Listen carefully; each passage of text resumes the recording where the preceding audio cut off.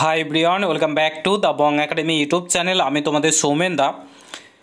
তো তোমরা প্রত্যেকে জানো যে আজকে সুপ্রিম কোর্টে ওবিসি কেসের হিয়ারিং ছিল। তোমাদের যে মূল কেস, তোমাদের যাদের যাদের ওবিসি বি থেকে এতে চলে গেছে, ওবিসি এ থেকে বিতে চলে এসছে, 140টা জনজাতিকে নিয়ে সুপ্রিম কোর্ট যেটা বলেছিল, রাজ্য সরকার যে লিস্টটা তৈরি করেছিল, সেই মূল কেসের কিন্তু আজকে হিয়ারিং ছিল সুপ্রিম কোর্টে।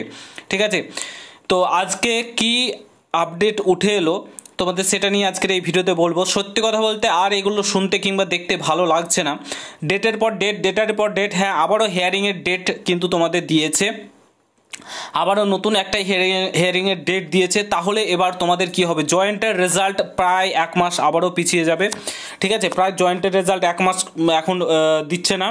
তার সঙ্গে সঙ্গে তোমাদের কেপিএসআইয়ের রেজাল্ট, অর্থাৎ কলকাতা পুলিশের রেজাল্ট প্রিলিমিনারি, যেটি কেপিএসআই সাব ইন্সপেক্টরের রেজাল্ট, সেটার কি হবে, সেটা কবে প্রকাশিত হবে, এটাই সবচাইতে বড় এখন প্রশ্ন। সমস্তটাই তোমাদেরকে বলছি। চ্যানেলে যদি নতুন হও অতি অবশ্যই চ্যানেলটাকে সাবস্ক্রাইব করে পাশে থাকা বেল আইকনটাকে প্রেস করে দেবে। যখন আমি নতুন ভিডিও আপলোড করব তার নোটিফিকেশন সর্বপ্রথম পেতে অতি অবশ্যই চ্যানেলটাকে সাবস্ক্রাইব করে দেবে। অন স্ক্রিন তোমরা দেখতে পাচ্ছ আজকে তোমাদের হিয়ারিং হওয়ার কথা ছিল 11/8/2025, সিরিয়াল নম্বর 35-এ ছিল, কিন্তু আজকে কোর্টে কেসটা ওঠেইনি। এবং নেক্সট যে ডেটটা দিয়েছে 9/9/2025, অর্থাৎ সেপ্টেম্বর মাসের 9 তারিখ কম্পিউটার জেনারেটেড ডেট কিন্তু দেখাচ্ছে। ঠিক আছে, তো 9 তারিখ কিন্তু আবার 1 মাস, প্রায় 1 মাস পিছিয়ে গেল ওবিসি কেসটা।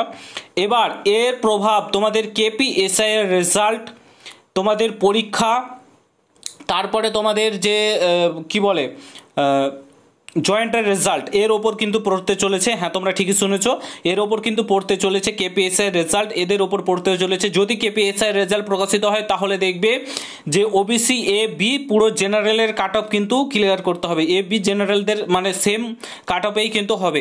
ঠিক আছে, কোনো ওবিসি বলে কোনো থাকবে না যদি রেজাল্ট প্রকাশিত করে, যতদূর মনে হচ্ছে।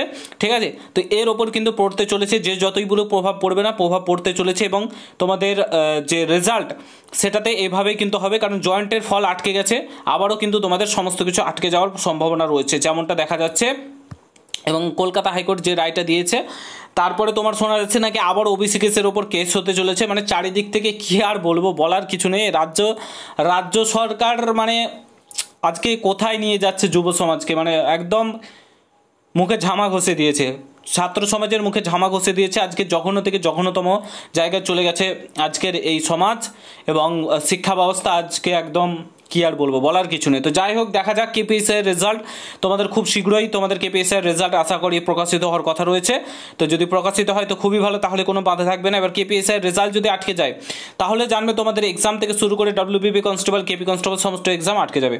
ঠিক আছে, তো ভিডিওটা এখানে সমাপ্ত করছি। ভালো লাগলে শেয়ার করে, চ্যানেলে নতুন হলে অবশ্যই সাবস্ক্রাইব করে যাও। দেখা হচ্ছে নতুন ভিডিওর সঙ্গে। ভালো থেকো, সুস্থ থেকো, গুড বাই, জয় হিন্দ, বন্দে মাতরম।